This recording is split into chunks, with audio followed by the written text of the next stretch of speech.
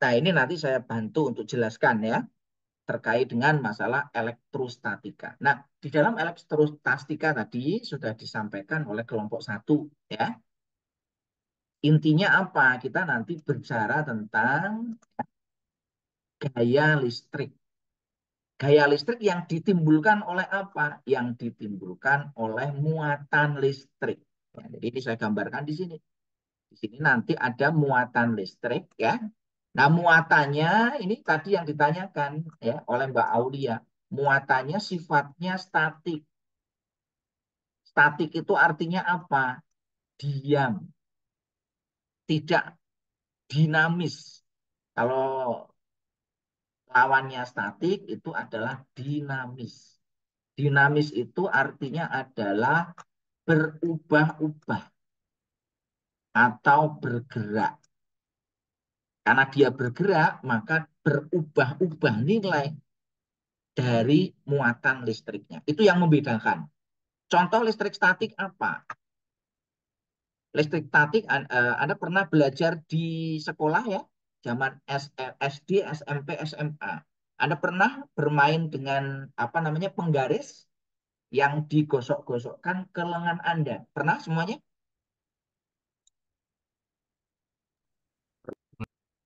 Pernah ya? Itu adalah contoh ya listrik statik. Anda pernah berjalan ya apa namanya pada karpet ya. Nah, seolah-olah di situ ada setrum ya, ada tegangan listrik. Nah, itu juga yang dinamakan listrik statik ya. Nah, ini listrik statik ini ya aplikasinya nanti di mana ya? Di dalam dunia kerja, listrik statik ini bisa menimbulkan hal-hal yang berbahaya.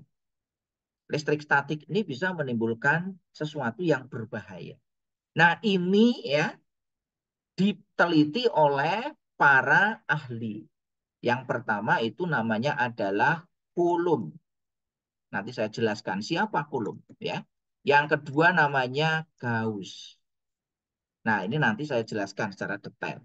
Nah, berikutnya nanti kita akan membahas tentang medan listrik. Jadi yang namanya muatan listrik itu akan menghasilkan medan listrik. Nah, interaksi antara dua muatan listrik atau lebih itu akan menimbulkan yang namanya gaya listrik.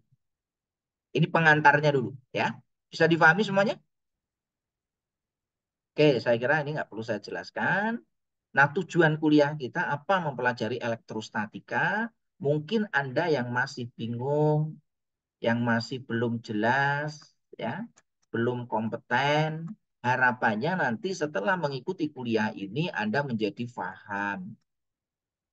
Nah, tentu saja kefahaman Anda tidak harus saya terangkan di sini. Itu model mahasiswa jadul. Materinya sudah saya berikan, bukunya sudah saya kasihkan, dan paham, dibaca. Jadi jangan mengharapkan kuliah hanya dengan mengharapkan ilmu hanya dengan ikut kuliah saya. Yang pertama baca bukunya, dipahami isinya.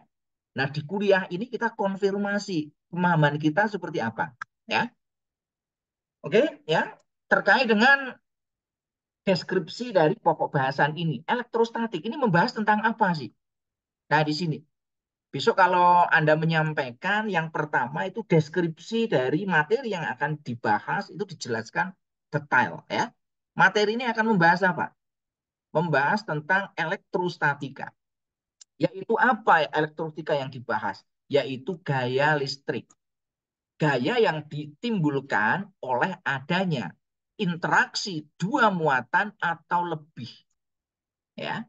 Nah, di sini yang akan kita bahas yaitu adalah teorema atau hukum Coulomb, yaitu interaksi dua buah muatan atau lebih yang terjadi pada ruang hampa.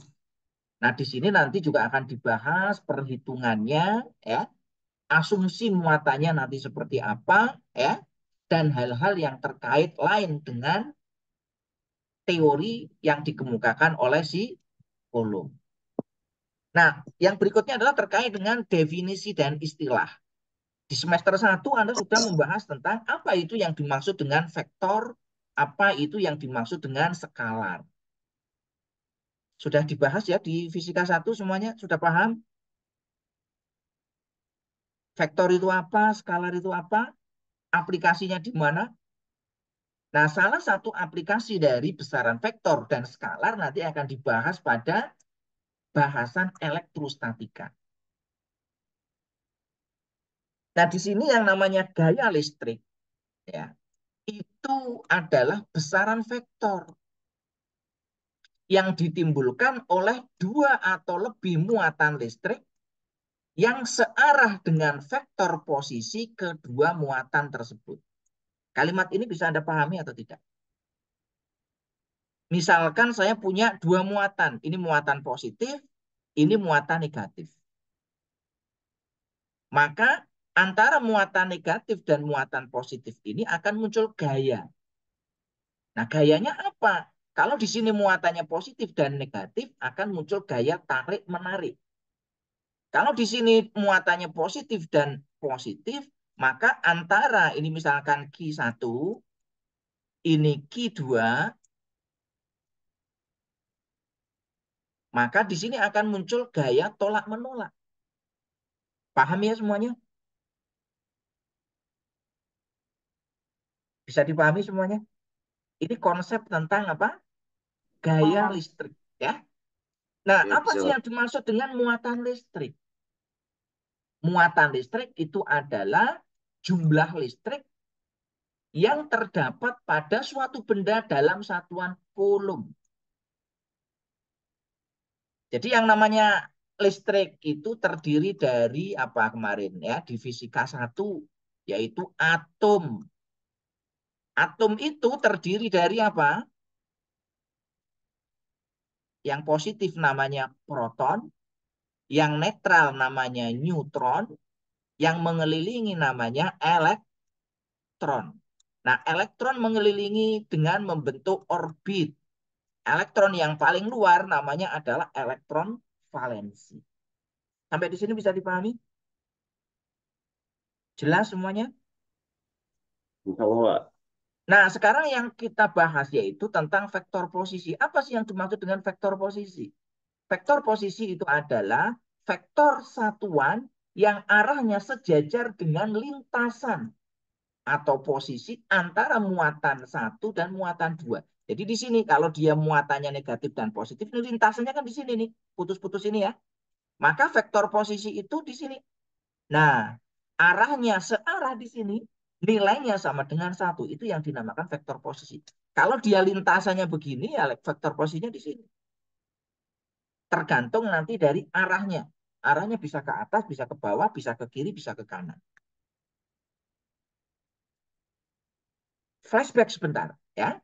Yang namanya tentang gejala tentang kelistrikan itu sebenarnya sudah dilakukan apa pengkajian. Sudah dikaji. Siapa yang mengkaji? Banyak tokoh-tokoh yang melakukan pengkajian. Bahkan sebelum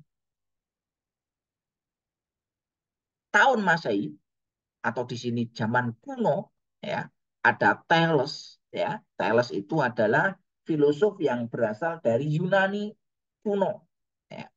Thales mencetuskan istilah kelistrikan. Apa yang dimaksud dengan kelistrikan menurut Thales? Yaitu adalah batu ambar. Apa itu batu ambar? Batu akik seperti ini ya. Kalau orang Jawa mengatakannya ini batu akik, batu permata. Batu yang terbuat dari apa di sini?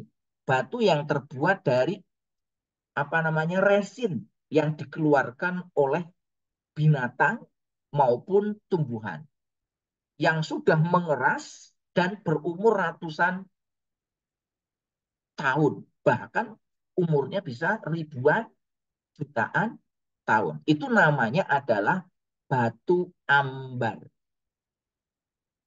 Nah, orang pada zaman Romawi dan Yunani kuno ini sudah melakukan eksperimen terkait dengan gejala kelistrikan, yaitu dengan apa? Menggosok-gosokkan batu ambar ini pada lengan baju yang di dalam pembelajaran fisika SD, SMP itu dipraktikkan. Karena mencari batu ambar itu tidak mudah, digantilah dengan menggunakan penggaris. Paham ya semuanya ya? Aslinya dulu zaman Romawi Yunani kuno itu batu ambar. Nah, setelah digosok-gosokkan, ternyata batu ambar ini mampu menarik debu, mampu menarik benda-benda kecil. Nah, sehingga zaman dulu ini sudah ada gejala kelistrikan. Cuma orang zaman dulu masih belum menyadari. Baru tahun 1733, ilmuwan dari Inggris yang bernama William Gerbet ya menemukan bahwa ini bukanlah sebuah sulap. Ini adalah elektrik. Nah, yang bergerak itu adalah sebenarnya elektron. Ini adalah William Gilbert yang menyempurnakan apa yang dilakukan oleh Charles sejak ribuan tahun sebelumnya. Ya. Nah, berikutnya si Charles Augustin de Coulomb, ini seorang militer, ya, tahun 1775, itu melakukan eksperimen dengan menggunakan timbangan torsi untuk menentukan gaya yang bekerja antara dua benda yang bermuatan listrik statik. Jadi ada dua buah muatan listrik statik, ya, itu sama Coulomb dilakukan eksperimen. Ternyata apabila ada dua buah muatan listrik statik, ya, ini Q1, ini Q2, setelah dilakukan eksperimen oleh Coulomb, kedua muatan ini akan menghasilkan gaya. Nah, hasil eksperimen ini sebenarnya diinspirasi oleh hukum Newton atau hukum gravitasi Newton. Kalau Newton itu tentang mekanika ya, sigma F sama dengan M kali A. Itu gaya gravitasi. Paham ya? F sama dengan G kali V. G itu adalah percepatan gravitasi ya. M kali G, massa kali kecepatan gravitasi. Maka percobaan Coulomb ini saling berkaitan ya. Nah, salah satu kontribusi dalam bidang gaya listrik yang sangat penting dalam perkembangan fisika elektromagnetika. Ini adalah tentang Coulomb ya. Nah, sekarang kita lihat apa ya dari bunyi hukum Coulomb ini.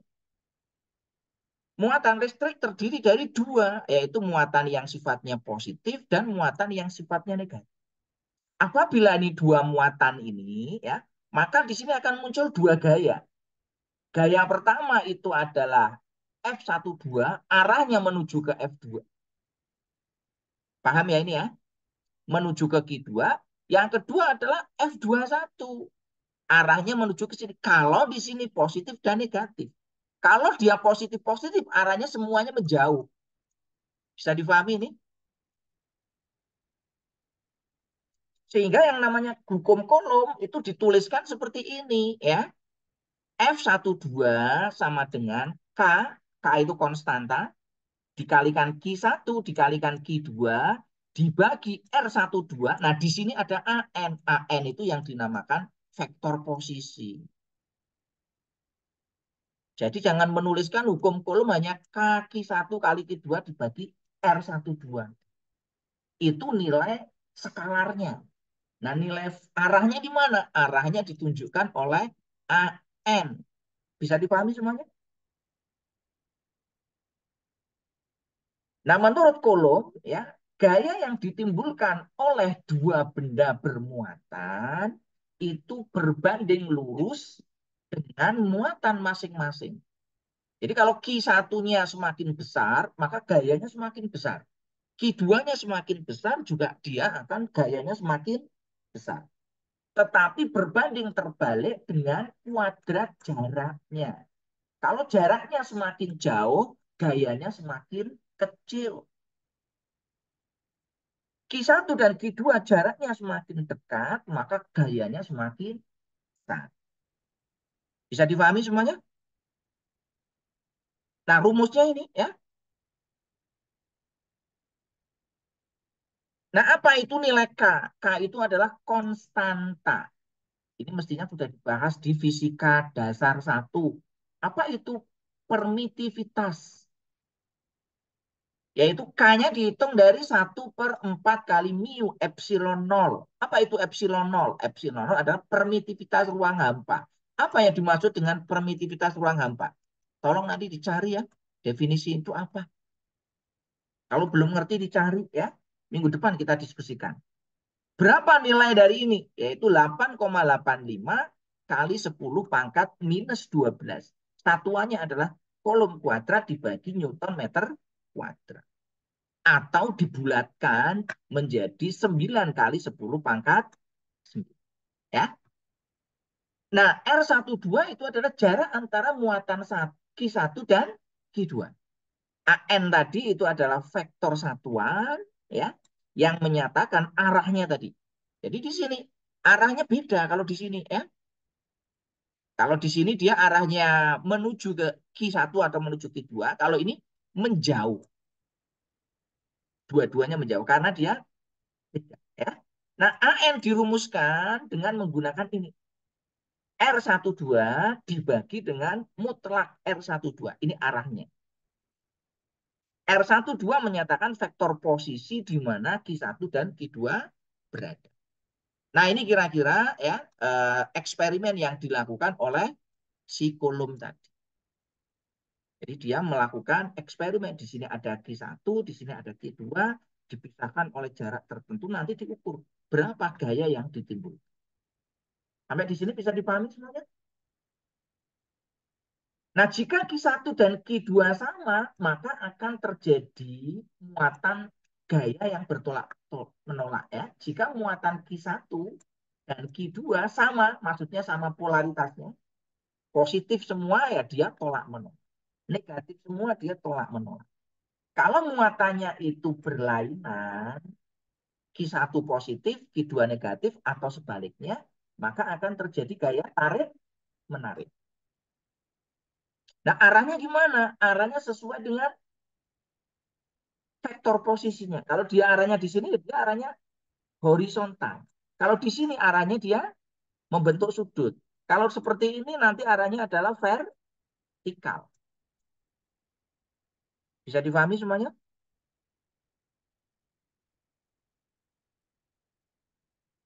Ini terkait dengan arah ya.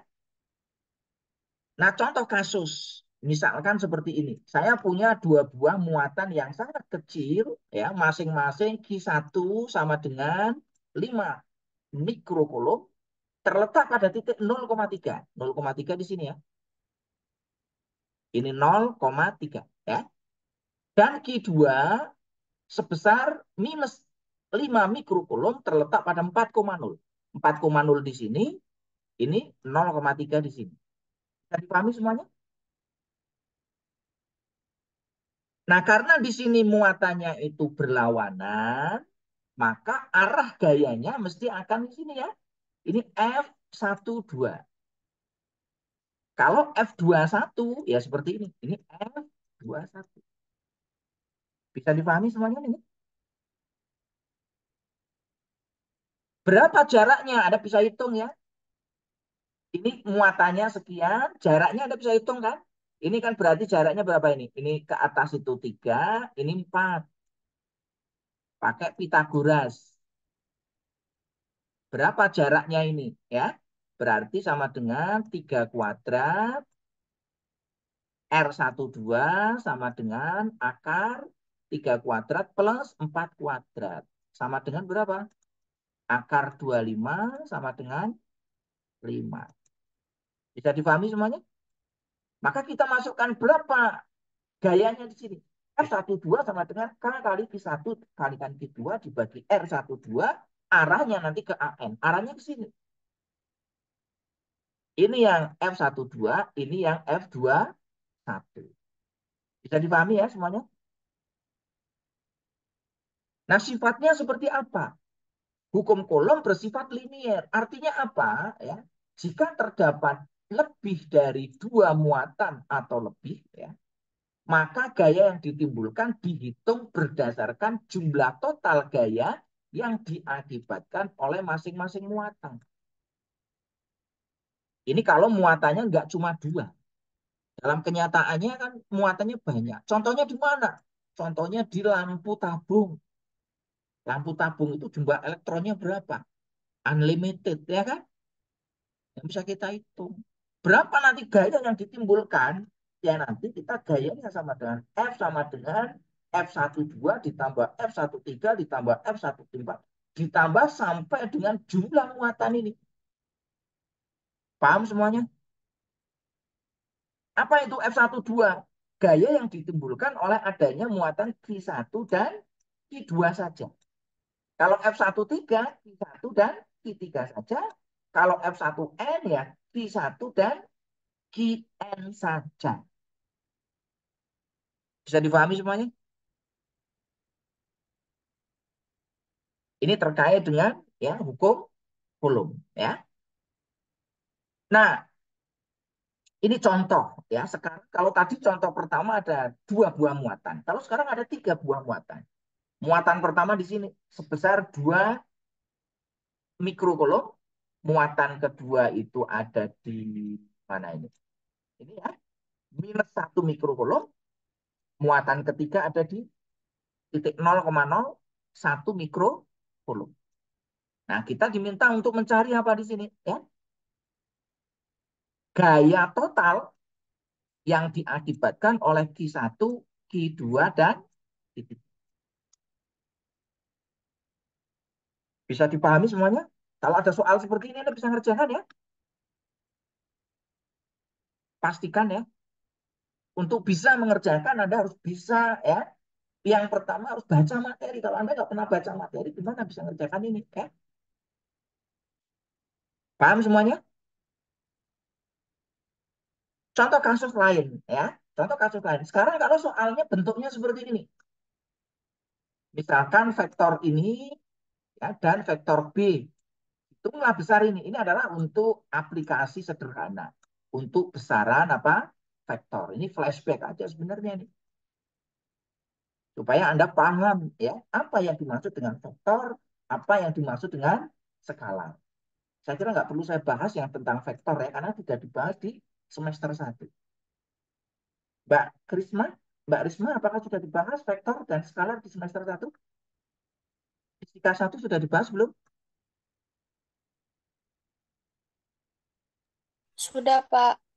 Sudah paham? Sudah, Pak. Sudah ya? Nah, ini contoh-contoh lain. Ini untuk latihan ya. Minggu depan tolong ya kalau presentasi ditambahkan dengan latihan soal. Contoh-contoh soal supaya nanti Anda paham. Di buku sudah lengkap ya. Ada materinya, ada contohnya, ada macam-macam. Nah, silakan nanti Anda tambahkan ya. Ini contoh ya. Ini untuk latihan. Tadi sudah saya kasih contohnya, sekarang nanti berlatih untuk menyelesaikan. Silakan nanti ini dikerjakan ya. Sementara belum saya minta untuk kumpulkan. Perintahnya adalah dikerjakan. Nanti saya share ya untuk materi ini. Nah, berikutnya, sekarang kalau ada soal seperti ini, bisa nggak kita ngerjakan? Kalau ada soal seperti ini, bisa nanti nggak kita ngerjakan? Tadi contohnya sudah ada kan? Sekarang saya tambahkan di sini. Ini ada berapa ini? Ada A, ada B, ada C. Letaknya di sini. Berapa nanti gaya yang bekerja akibat dari QA dan QB, atau QB dan QC, atau QA, QB, dan QC. Jadi sudah ada contohnya, silakan nanti Anda dikerja. Ya. Oke ya, ini contoh yang sudah saya lakukan ya, nanti Anda bisa digunakan untuk ini, ya. Oke, saya kira itu ya untuk pengantar awal yang medan listrik nanti kita bahas berikutnya ya. Saya kira itu yang dapat saya sampaikan. Ada yang mau ditanyakan sebelum kita akhiri ya?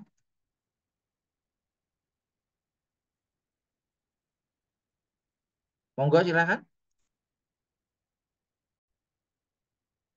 Akhirul kalam wallahul muwaffiq ila aqwamit thoriq. Assalamualaikum warahmatullahi wabarakatuh. Waalaikumsalam Waalaikumsalam Waalaikumsalam warahmatullahi warahmatullahi Waalaikumsalam wabarakatuh. wabarakatuh. Makasih, warahmatullahi Pak. Terima kasih, wabarakatuh. Pak. Terima Terima kasih, kasih. Oke, Pak. sama-sama. Kita ketemu minggu depan ya.